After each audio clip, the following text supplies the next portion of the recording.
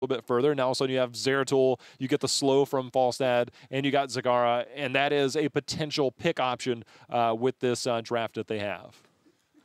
We'll see, but it is time to hop into game number 3 to see if Even in Death can put a point on the board and take the momentum just like we saw Imported Support do yesterday. Raxus hold out. You know, I love this map, J-How. Didn't we have this discussion yesterday? Yeah. And I said I'm more of a fan of Warhead. I'm going to get a lot of people out there in Twitch chat like J-House crazy, but I love playing those global heroes like Zagara, and, well, they don't do so well on Braxis, but either way, we are in game number 3 as No Tomorrow trying to go up 3-0 in this best of 7 against Even in Death. A lot of comfort picks here for Even in Death. You know, the draft started off in a way that you wouldn't expect. Zeratul and Zagara might exist in the meta. They don't tend to be prioritized over heroes like a noob Iraq, who they did let through. But I personally... This right here is a problem because Zarya, despite going Particle Grenade, you're going to get good push, but Zarya push early game is pretty strong. Yeah, I mean, it should be pretty even in the grand scheme of things. Somehow Zarya only has half energy. Maybe not the most efficient push right away. Casanova, just check out my shield team. Check the Muradin rotation, just thrown in there, thunder clapping, and doing his best to slow them down. Ends up storm bolting a minion. Should just end up being a fort for fort. Some compositions, teams just kind of make this call to do this. You've got Zagara, you've got Zarya. once it begins, if you try to rotate, you're on the losing end. So you just kind of follow through. You do as much structure damage as you want, and you give yourself each a advantageous lane. These early games when both teams just concede a fort. I mean, for what it's worth, if you have Zagara solo lane, then it makes for a stronger push. But if you try and use your 4-man, it looks like they're rotating down as the Wisp sniffs out Zagara. It is what it is. Sometimes teams are willing to trade here. Try saying Wisp sniffs. Didn't I already? I guess you did. Everyone at home, say it aloud. As we have the collapse here in the bottom lane, the burrow in is good. On to batter, but Trees, the focus in the back goes down quickly. Homicidal going deep on the Genji, blinks to safety, but Battery, Dwarf tossing onto that Jason on Lunara. Big heals from Tiger JK will dissuade any further attempts, but the global, something they love, going to be used for that XP soak in the top lane. However, that's beacon progress. That's beacon progress, and the way that they're approaching this is a little bit passive. Again, Chen can stand on it. Chen can do this here. Homicidal, however, will say, wait, not so much. And if the team collapses, now we see Homicidal in all kinds of trouble. He's going to have to blink out, but Battery has come in. And now this beacon is continuing to be channeled. Malfurion, if you look at the minimap, starting to come up on the right, but Ariel Lunara starting to come by in the flank. And this beacon is still channeling. Against the team that got the pick, right? Yeah. That's what, you know, they tried to get a little bit more. I think a little bit of it comes down to Muradin Dwarf tossing in, trying to keep the fight on, then taking a lot of damage and forcing them into a really defensive position in bottom. Then the Falstad having to fight. He can't 1v1 a Chen when he's at like 40% health. There's no way. Chen can just sit on the point. And that's one of the reasons why you have him as your solo laner. Now, because the beacon progress is here, it's also pushing the bottom lane, which is the lane that you opened up previously. So now Banelings be Banelings. You're 3 minutes into the game taking keep wall. And Battery, wow, took a lot of damage there. This is a really, really, really tough spot for Even in Death to lose the keep wall. I mean, don't forget, that's worth more experience than taking down a fort. And that's why it's 6-5 so quickly. They are posturing up. I mean, surely this doesn't go down. I hope not. Those Guardians are doing a lot of big poke damage. It's not about 3 minutes. It's not about 10 minutes. It's about when you start to get to 13 and 15 minutes, right? Don't ever try and think too much about what's going on right now, because what you're looking at is long term. The next beacon phase for the blue team will be at the top. They alternate sides each time. When you get to that third beacon phase, if you are able to win that, if you're able to get any bit, say 50, 60, 70%, that bottom keep is now gone. And that is a window of opportunity later in the game. 4 minutes in, they're already creating windows. still, really strong team fight potential here. On the side of Even in Death, the invade will be successful as they steal away this Bruiser camp, and that is just insult to injury. Now they've got a double Mercenary camp push on a lane with no keep wall. Casanova, the target, jukes away as the Dwarf Toss goes to the top left. And level 7 advantage with this siege in bottom. No release of this pressure from No Tomorrow. Talking Tree is going to absorb some of that energy as he uses his shield, and we are looking at a potential 5-minute keep as Lutano trying to ward them off up at the top, but the pressure from the camp, Jake, this is happening. This hurts more than you can imagine. That whole speech I just gave about 13, 15 minutes into the game now looks pretty silly because we just saw an invade in the camp, a priority to try and get a kill again on Chen. Are they doing this? No. No, surely not. But that would either be way, Game of Thrones status right there. The priority to do these things all are just coming back to bite them. It's each miniature decision. It doesn't look bad when you start it. It looks even worse about 30 seconds later. It's very difficult to be in this spot. I can't stress that enough. I mean, mentally, almost more than the game itself. Losing a keep 5 minutes in the most important match of the year, maybe your life, really takes a toll. And this is kind of where they have to dig deep, get it together, and just take some big team fights if they want to give themselves a shot in this game. They're playing behind for the rest of the game. Yeah, Battery trying to get on that a little bit so his team could get the opportunity bottom. I like the push down here in the bottom lane. They're going to give up a push in the top. However, they need to try and close this experience gap. So Even in Death doing what they can to try and get that back a little bit. And alternatively, that 4-man push at the top, not too shabby itself. Yeah, this is going to get this up. This is going to be level 10. They can't get to it. Even in Death, however, are getting beacon progress up to 26% right now. Small victory. A new rack will stop that around 45, 46, or 40. Okay. Let's talk about what No Tomorrow's doing here. Is that they're just opening up the top lane because they're about to be 10. They'll bully Even in Death off of the beacons. Yeah. They'll channel.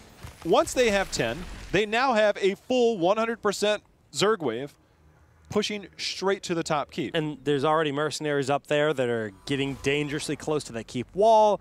Look how far Chen's chasing. They're getting collapsed on. Zeratul is not there. Falsehead Murden in the top as well, and they are split. Zagara on her own. How on his own as well. And Even in Death are just falling apart to the pressure here of No Tomorrow. No Tomorrow is just flawless right now. The early rotation isn't necessarily... They saw Even in Death say, we're going to do this. No Tomorrow's like, that's fine. We can do it better. Not only are we going to do it better, but the way that we do it. And it all revolved around the 2 picks on Chen. Those 2 opportunities that you thought you had ended up being a full progress beacon wave and a camp that pushed in the bottom keep. In the first 5 minutes, Battery will likely be chased down here. Yeah, he just dwarf tossed away. They're not going to commit to the keep because that is chasing and just not even worth the kill. Yeah, just grab the beacon progress and get your push into that top lane, which they've already opened up. This is a tough spot to be in for Even in Death because you're now looking at potentially losing both keeps as Homicidal will sneak into the back here. Delay this. They'll have 10, but do they have the tools at level 10 to save the top keep? Battery is trying so hard to slow this beacon progress down for level 10. That's his mission in life, and yes, he will buy some time for his team. He should be able to get away from this. Ooh, maybe not. He needed to save his dwarf toss to get to one of those walls to jump over towards the boss. He used that early, hoping he could create some distance. They did pick up level 10 Avatar. Will keep him alive for a moment, but it's not enough. That first dwarf toss needed to be held a little bit longer. Just aggro the boss at this point. Level 10 is here, as mentioned. Casanova, very low in the back. It's Homicidal unable to finish the job, though. He will be able to escape. Murden up in 13 seconds, but that's a 90-40 situation right now. Here comes the 100% for No Tomorrow, looking to push down this top keep if they can. I mean, for what it's worth, Even in Death did get a minor push in the bottom. The problem is they have catapults that will be defending against the bottom Zerg wave. So the main focus will be in the top lane here in just a moment. The minute that Zerg wave starts to come in, look for this keep to be threatened. We're not even talking about keep. We're talking about potential game right now. Yeah, really. I mean, sure it's 10 to 12, But this keep, so much experience from the keep and tower. That's going to be basically level 13. Nice expulsion zone. Drop down. Baggery has to dwarf toss away. Barrel roll as well for Lutano. Good retreat, but the Zerg wave is still very, very healthy. They've got to back up, go to the Hall of Storms, get some health, and try to defend to the best of their ability. They have Mighty Gust, so are we going to see a flyover from Lutano? Jason getting very low on Lunara. Twilight Dream, and how will stay alive with the Gust behind that, but that is their trump card. There's no VP. All they've got in their basket is Avatar, and honestly, it's not enough for this defense, I don't think. Nice Crystal Aegis. Lutano will get popped in the back. Detainment Strike onto Battery in the backside as well. 2 kills, and the core is starting to lose its shields. Yeah, I don't see this holding. I mean, you've got Zari, you've got Chen. We are going to see Lunara go down, but this health on this is going down rapidly. Ariel's gone down, but VP? I mean, an act of desperation. They get the kill, and the core is actually going to be looking all right. So far, that VP is working out nicely for them. The Panda Pals don't have that much DPS on them. It's still a tremendously difficult spot to be in, but the team wipe is there. The Guardians? Yeah, they were doing more damage, I think, than Chen there for a while. All right, so they held. Okay, they held. Okay. It's still a really bad spot. They only find themselves down a level. The problem is you now run into it's really difficult to get backdoored on this, right? I mean, that's going to be difficult. The good thing is this is the one call they can make. Oh, they have Gust. This is actually. Oh, they're fine. This is here. possible. This is not a big deal. Knight of Zagara will at least help in defending the core against catapults and stuff like that. So that's not a big deal. They live in. Heroes of the Storm, man. Anything can happen. 6.5. All right, big wave of catapults as we saw on the bottom with the mercenary camp behind that. The Wisp will scout out the location of this bottom corner to make sure they're safe to grab the camp. Good use of vision, and the boss going down the top lane.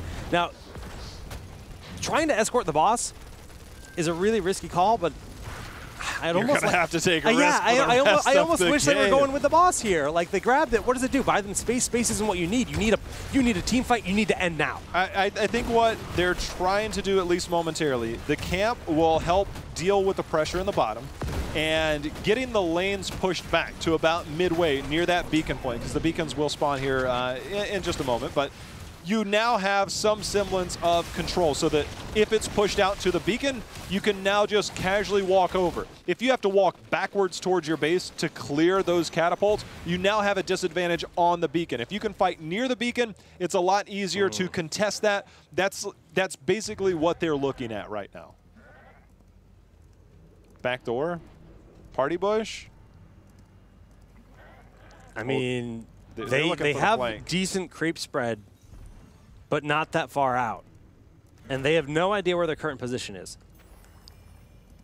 Wisp will scout them out. And we do have the beacons active in 2 seconds here. Homicidal looking for somebody on that backside. Yeah, he's like, this might not be the best place. Let's go fight bottom. But this is what happens when we have 2 keeps down, is that you have to pick. You can't just hold one while the other team holds the other. That's not an option. No, the core is at 15%. You lose one hero and you basically lose the game at this point. Even in death, have caught up in experience for the most part, but they're still so heavily pressured. They're fortunate. Their one thing going for them is that bottom lane being pushed out. They took control of the beacons almost for a second there. There's the VP. Can they make this play happen? Zagar does not have Ignitus. Twilight Dream was there, and we see the damage going out as the silence is on. Crystal Aegis just in time. Jason, though, taking a lot of damage, but Homicidal, the first to fall. Tiger JK, it is a 2-for-2 trade at the moment. But the core, look at the core. The minions are on their double mercenary camp catapults, pushing on in, and they are trying to retreat back to this. The fight, the setup was there, but it ended up being even trades, and those shields are just about down. Just walk to the core. It's over. Just walk to the core. It is over, and the catapults are just going to end it before you even have to get there. No tomorrow. Just dominating. That is a dominant performance in game 3. Yeah, they might have thrown on the core, bringing it down to